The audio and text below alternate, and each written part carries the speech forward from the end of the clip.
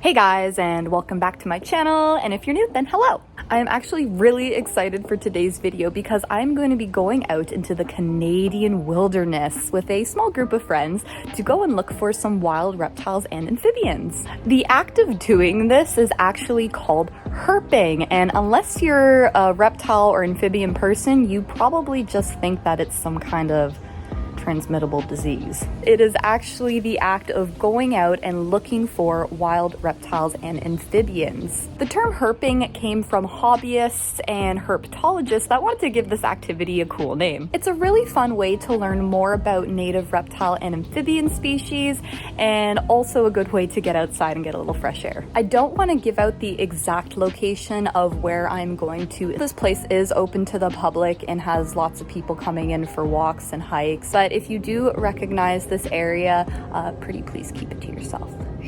So let's get right into it and learn a little bit more about Ontario's native reptile and amphibian species. So herping requires very little tools and preparation, which is why it's so fun. So I'm actually going to be going down with my Reptiles and Amphibians of Canada field guide. This book is pretty old and well loved, but it's a really good book and it shows all the native species that you can find in Canada. I also just bought this new heavy duty flashlight. I'm also very well dressed.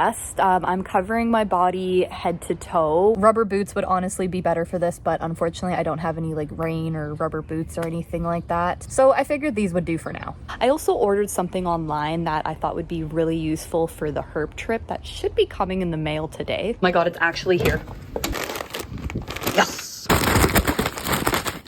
Wabam! Is it Gucci? Is it Chanel? Versace? No, this is actually a bug jacket. This is to actually keep mosquitoes and other bugs off your body. Hello. Oh my god, what is this on my mirror? Gross. All right, so I am super excited and my friends should be here in the next hour. Ready to go look for some frogs? I'm gonna freak out! I literally just posted on my page. Going herping with the crew. Cute. Love it. All right. Are you excited? I'm so excited. I'm pumped. Do it one more time. Hey. What's up? Oh, is this for your YouTube channel? All right, listen, you. First of all, I would like to wish everyone a happy Pride Month. Happy Pride Month. Happy Pride Month! So we finally picked everyone up and started to head out to the secret spot. But before we start, I just wanted to note a few things here. First is a warning to those with light sensitivity issues due to us using flashlights throughout this video. Before you go herping, you should check the local laws in the area that you are going to. There are sometimes special laws in place for protected wildlife species that make it illegal to handle or pick up certain species and can result in big fines. Also, never remove an animal too far from where you found it or try to take it home as a pet. This can affect the well-being of the animal and is completely unnecessary. It also just makes you a jerk. Another important thing to note is remember to leave things how you found them. If you flip a log or rock, put it back the way you found it. Lastly, it's just a simple one. Wash your hands really well before and after herping, or even wear gloves. This is to protect you and the animals you might encounter.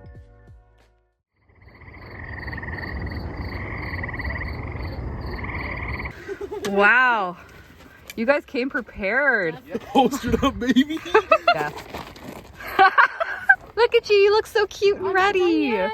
Nah, you look good. Look at you too. I'm good to go. Are we ready, guys? Never been more ready in my entire life. All right, we're finally here. Look how beautiful it is. Time for me to test out this flashlight and see how good it is. Wow, that's really good. All right, let's go take a look. Snapping turtle. I am looking directly at a snapping turtle right now. I'm not sure if you can see it, but the head is like right there. The body along the back there. Right there, there's two of them. There's one over here. One was over, oh, right there. You see him? The first animals that we found were these two massive snapping turtles, which was pretty exciting. The snapping turtle family originally evolved in North America and have remained almost unchanged for nearly 90 million years. Oh my god, look! Little frog! Little frog! Look at him go! Oh my god! I love how he just gives up and sinks into the abyss. The turtle! It's It's swimming toward the light. Here, point the light on it a bit better. There we go. Oh, look at him. Oh my god, he's just the little guy's poking out his head. Oh, there he goes. Bye. Look guys, it's an American toad. Hello. These are American toads. They're a common species of toad found throughout Canada and the eastern United States. They're most active at nighttime, and you won't find them too much in the summer. Right now is actually the best time to look for them, around the late spring and early summer. We will put you back, I promise. I promises you. If I kiss him, will he turn into a prince? I don't think so, but you might get a bit of bacteria in your mouth. Males have dark colored throats, while the females have white throats and are usually lighter in color overall than the males. The females are also a lot larger. Another frog, but I'm sinking into the mud. There was lots of these little toads around, and they were totally worth sinking into the mud for.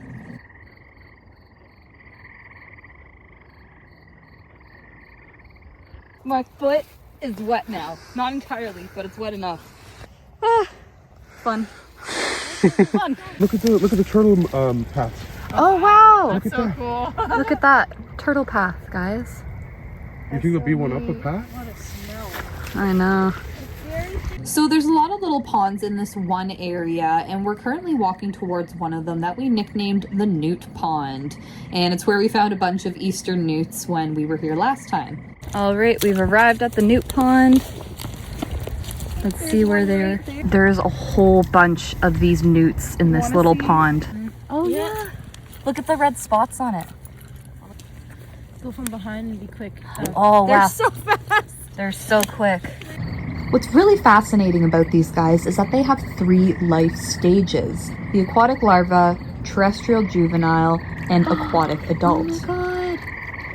In the larva stage, they kind of look like little axolotls and have external gills and are completely aquatic. After a few months, they change into these bright orange Fs and have now developed lungs and the ability to live life on land. Oh my god. During this time, they'll live under leaf litter and will try to seek out new water sources. There you go. Wow. That's cool. That is really special. After a few years, they'll return back to the water as mature aquatic adults, but some will stay in the F phase and will only enter water to breed. Most newts return to breed in the water they were born in, so this little pond has probably seen many generations of these little newts. Girl, what you finding over there? Newts. You want to see something funny, Natasha? What? This. It was this very moment that I realized I had messed up. Oh my god! No! No! Oh my god! Go in the water! We're all muddy! Oh my god. Oh my god, I can't believe you're like, hey, look at me, and then I just slide right into the water. My butt is soaked. Oh, I hope I didn't scare all the newts away though. I'm not sure if you can see, but there's a little tadpole right here. Gracious. Oh, he's got very tiny legs. They're tucked underneath. Oh my god. He's trying to make it upstream. Look at him go. Oh my I'm so proud of you, little friend. Oh, hi, little dude. Here you go. Go be free, little tadpole. Again. This is Myrmica rubra. It's a fire ant species. They're highly invasive in Ontario. They're from Europe. And this is why they're invasive, because they kill native animals that we're going to try to save real quick. Oh man, you're brave. I would not. No, it's not that bad of a sting. They love marshy areas. Look, there's another nest. Yeah, I always notice that they're in marsh areas. They love the humidity, but they're super invasive and they just destroy native ant nests. It's very bad. Oh wow. This is the Ant-Man, by the way, guys. That's what they call me. The Ant-Man. It's a dock spider. Oh wow. I think it's a dock spider. Oh nice. Let me see underneath. These guys, they're so cool. Dock spider. We did our circle around the first pond and then headed to the second pond, which was on the other side of the road. Unfortunately, when we got there, the first thing that we found was a dead painted turtle. Dead painted turtle. Very sad, but he's freshly died and he actually looks still really nice. Flip him over and let me see that nice bottom. Wow. Beautiful. Oh my. Here you go, honey. I lay you back to rest. We'll leave him be because I'm sure some scavengers or something will manage to find him and make use of it and return him back to the ecosystem. Yep, exactly. Beautiful little guy. Look at the nice lily pads though. Yeah, they're really nice. Man, I hear frogs, but trying to find them is a different story. Also, I apologize for the train in the background. There is a train that goes through this area. A leopard frog. Beautiful. These are one of the most commonly seen frogs around here, and I used to love catching them as a kid. Look at that print. Oh, I love these guys. I know, they're so pretty. Wow. Look at that. Another leopard frog. Leopard frog is a generic name used to refer to various species in the genus Lithobatus. Batis? Lots of leopard frogs. This one has an especially pointy nose. They're one of the most abundant and widespread frog species in North America. These guys used to be harvested as food and are typically still used today for dissections in biology class. Look at you, little cutie. I'm so happy right now. Just sitting in the bog. Yeah. Love it. I was really intrigued on what was in there, so I got too low. All the You time. were sinking. You were literally that horse in the never-ending story right now. Oh, shut up. Bullfrogs are the largest species of frog in Canada and all of North America. Females usually have a more white underside, while males have a more yellow underside. Hello.